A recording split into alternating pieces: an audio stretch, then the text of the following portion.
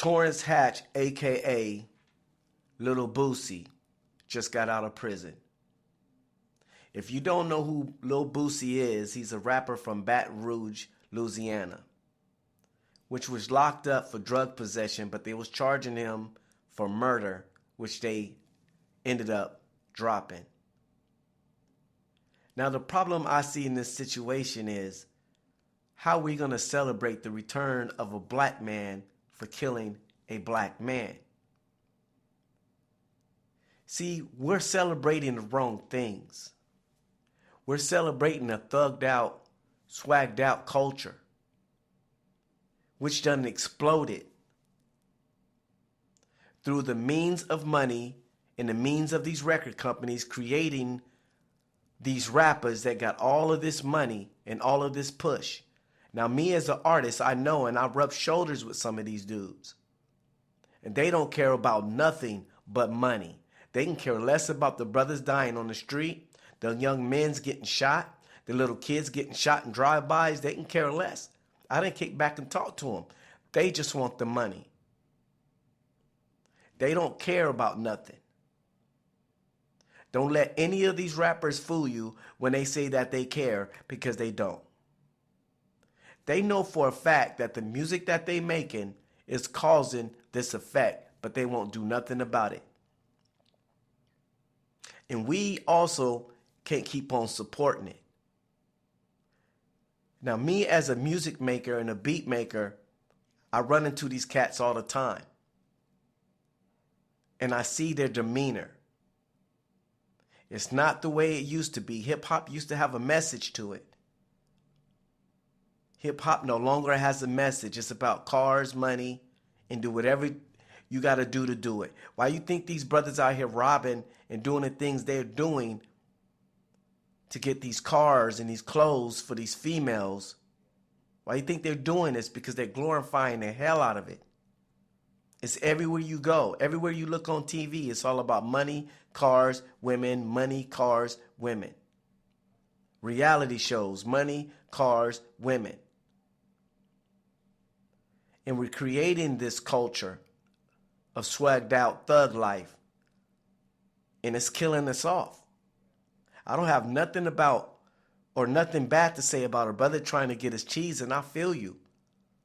And I understand that you got families to feed, and you didn't hire some of your friends, and you feeding families. I get you. I understand the struggle. I'm from the hood.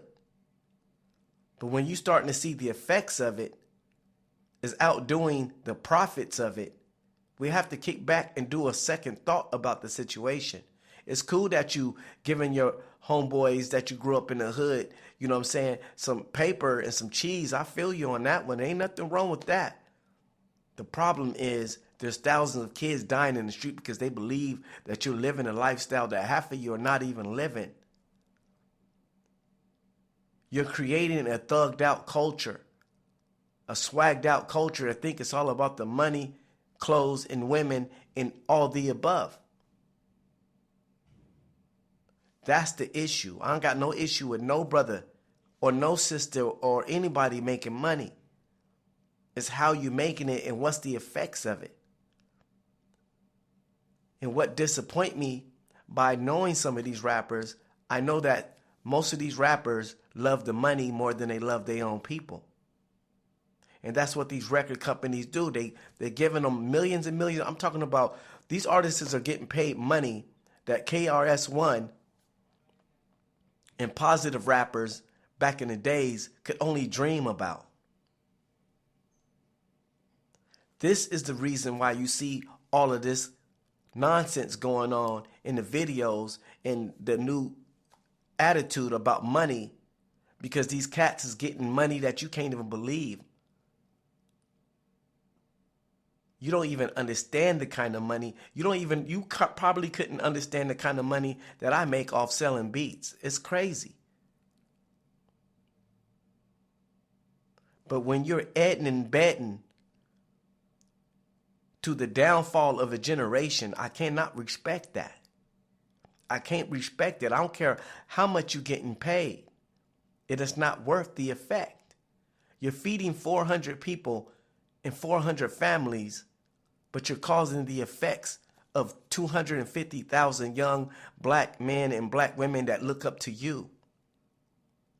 And you wonder why these young women today want swagged out thugs. Why you think they want that? Because it's glorified. It's glorified everywhere you go. So of course, the first thing they're going to look at and say, that's the most popular guy. I want a swagged out thug type of dude, a Lil Wayne type of guy, a T.I. type of dude, a Lil Boosie type of dude. Why you think they chase these dudes? Because it's being glorified all over TV. And the only way we're going to change that, we have to change it. We can't wait for the government. We can't wait for President Obama. We can't wait for nobody.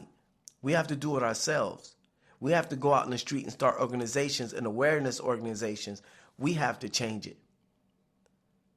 Because ain't no Superman gonna come flying out the sky to come and save us, black people. We have to do it ourselves. And we're celebrating the return of Boosie. And they acted like it was Jesus coming back or something. I mean, I couldn't believe it. What have Boosie done to deserve that kind of love? He wasn't no Tupac. They're celebrating a man that's coming home for killing another black man. That is something we got to think about. That is not cool. That's why I had to make a video on it, and we have to talk about this thugged out, swagged out generation that we're creating. It's not a good look. And it's everywhere. It's not even room for educational hip hop anymore. I mean, they done drowned it all the way out. Everything you hear on the radio, TV, television is all about money, girls, cars. Money, girls, cars. Where's the education? Where's the common sense? Something got to come in when you seeing people like Chief Keef and youngsters like that walking around with military weapons. I talk to my young cousins out here in the street. I talk to my young family that's out here in the street. I got cousins and uncles and everybody that's in the streets, man. And these dudes are 16 years old walking around with military weapons, killing each other up because they believing in a rapper that's not even living a lifestyle. That's what kills me the most. That most of these rappers end up going back to their mansions in their Hamptons. But when they're on stage, they're giving off a false persona of a thugged out dude that grew up in the streets. And none of them ain't even in the streets no more. Half of these rappers that I make music for, they don't live in the hood no more. They ain't lived in the hood in the last 10 years. They living in $1 million homes. Their kids are going to private schools. But yet they want to come back down here and feed us this garbage. That's unacceptable. That's unacceptable for me, and I hope it's unacceptable for you. So that's where I feel about the situation. I can care less about Lil Boosie coming home. As far as I'm concerned, they could have kept Lil Boosie. Because if you out here killing black men, I don't think you should be on the street. I'm against anybody that kills black people, even black people. That's the way I feel, because I love my people. And I don't want to see none of them shot down in the street by nobody. Black people neither.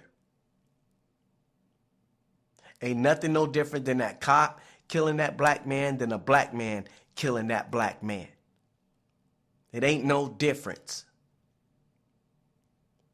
And that's the way I feel. So let me know how you feel about this celebration of this thug swag culture. And Lil Boosie coming home, a.k.a. Jesus. Let me know how you feel, because I want to hear from you. Like, subscribe. One love.